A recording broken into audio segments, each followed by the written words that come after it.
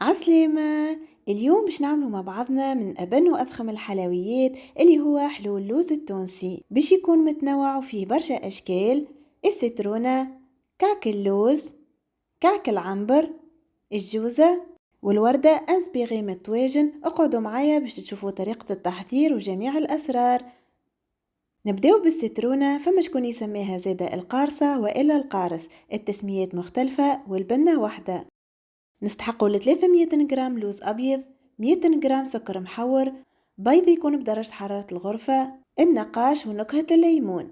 نبداو بالعجينة. خذيت اللوز انا راهو شريته هكا حاضر مرحي، ونبدا نغربل فيه لين نرطب الكل ويهبط من الصفية، واللي يقعد الخشين هذا نحطه في رحاية القهوة باش نعاود نرحيه مرة اخرى، ونزيد معاه مغرفة من السكر المحور باش ما يقرش زيتو. نرحي ديما بشوية ونقص، مش نزلة واحدة لين يترحاو يولي بودر. نصبه في الصفية ونعاود نغربل آخر مرة.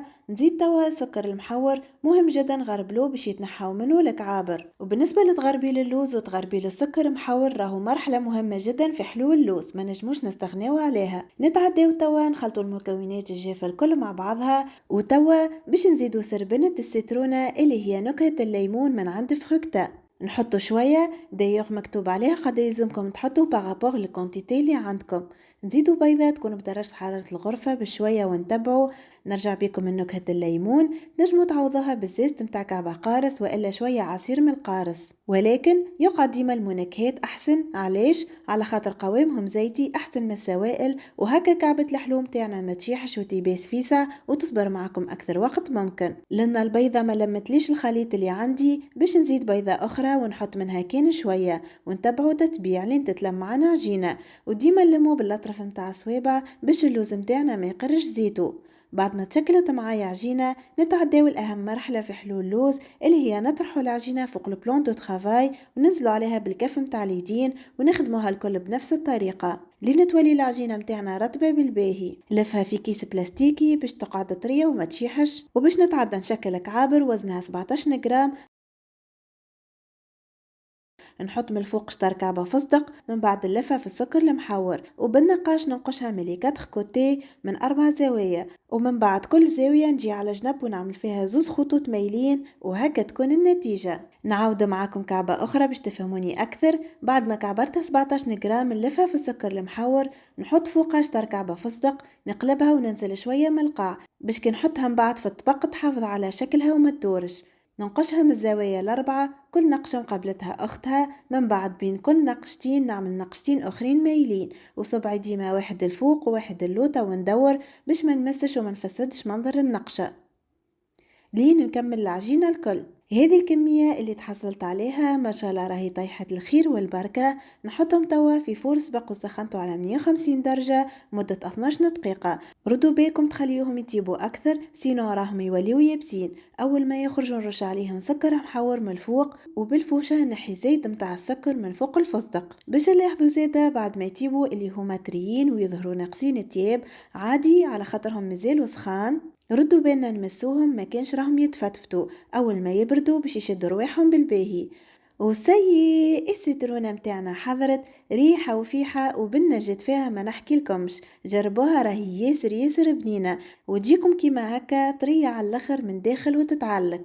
نتعداو توا للنوع الثاني من حلو اللوز اللي هو غني عن التعريف، كعك اللوز وكعك العنبر. فاوحين يعشقوا بالبنة ويزيد يجيوكم تريين يهبلوا ويصبروا معاكم بالباهي من غير ما يصير حتى شيء. غربلت 300 جرام لوز أبيض مرحي ومعه 100 جرام سكر محور، ونخلطهم مع بعضهم لين يتجانسوا.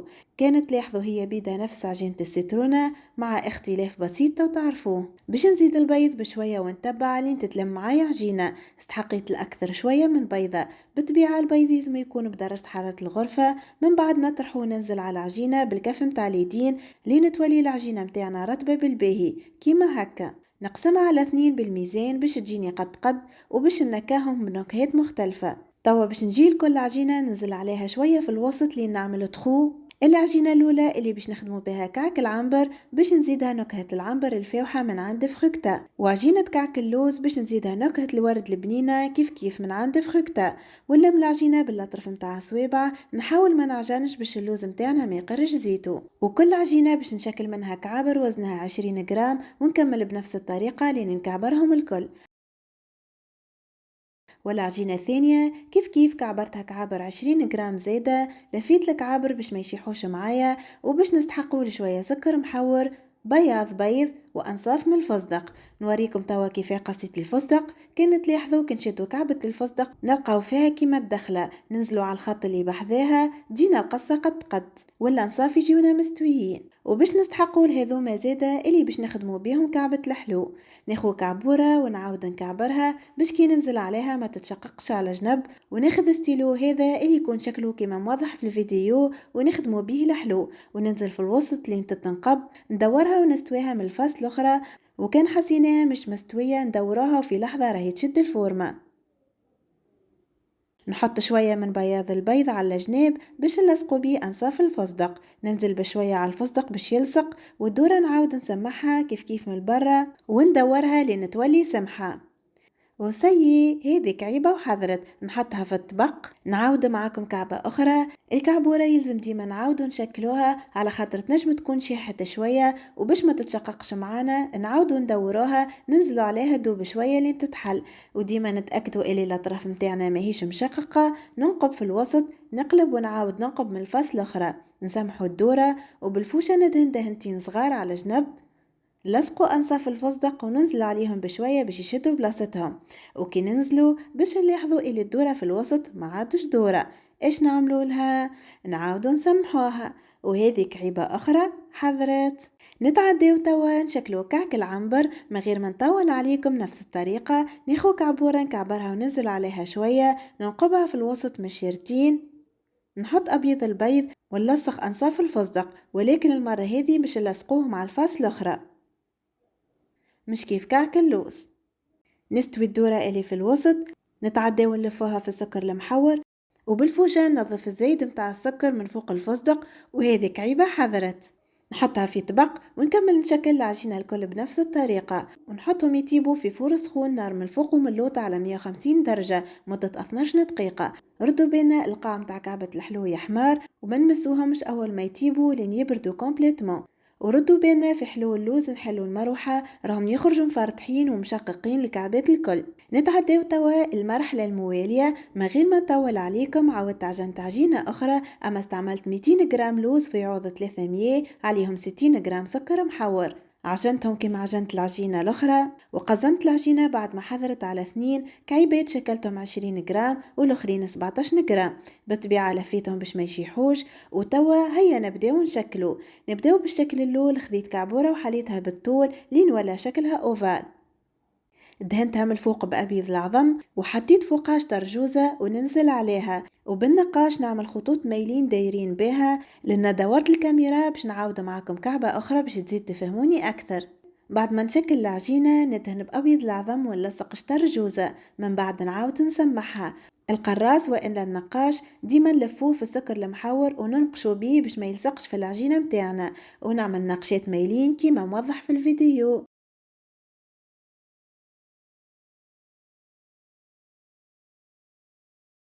الشكل الثاني انسبيغي من الطواجن، نعمل كعبورة ننزل عليها شوية وندور بصبعي الجناب لين تولي كيما الشاشية. ندهن من الفوق ببياض البيض ونغطسها في الفستق المرحي، وبالنقاش ندورها بنقشات مايلين.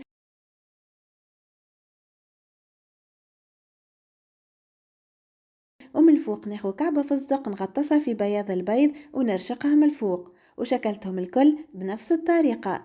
وندخلهم الفرن سخون على 150 درجة مدة 12 دقيقة، نار من الفوق ومن اللوطة. ردوا بينا نحلوا المروحة وطيبتهم بنفس الطريقة. وسيي حلو اللوز متاعنا حضر. هذه الوردة اللي انسبيغي من الطواجن جات شبيبة ما شاء الله. كعك اللوز، الجوزة وإلا الجوزة، كعك العنبر، السيترونة. ولنا حبيت نوريكم كيف يقفي كعبة الحلو، يزمو يكون أبيض كيما الوجه، ما يزموش يحمر. باش ما تجينيش يابسة. هذا كعك اللوز كيف كيف ما يكونش احمر من القاع ويجيكم مطري بالباهي اول ما نحلو الكعبة. وشوفوا لي طراوة كعبة الحلو ما نحكي لكمش قد جا بنين ويتعلق. وحتى جوزة كيف كيف.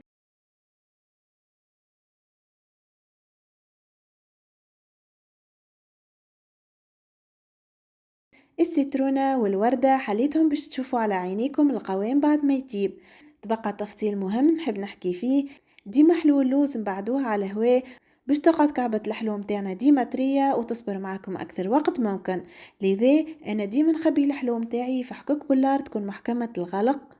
يلزم الحكم متاعكم تكون ضابطة بالباهي باش الحلو متاعكم يصبر بالباهي. نوصل بيكم توا لآخر الفيديو، نستنى تشجيعاتكم ومجاميتكم ونستناكم تجربوا الريسيت وتبعثوا لي تصوركم على الانستغرام والفيسبوك. ونقولكم من توا ان شاء الله عيدكم مبروك وينعاد عليكم بالخير والصحة والعافية، ونتقابلوا ان شاء الله في بنة جديدة. على بروشين ان شاء الله.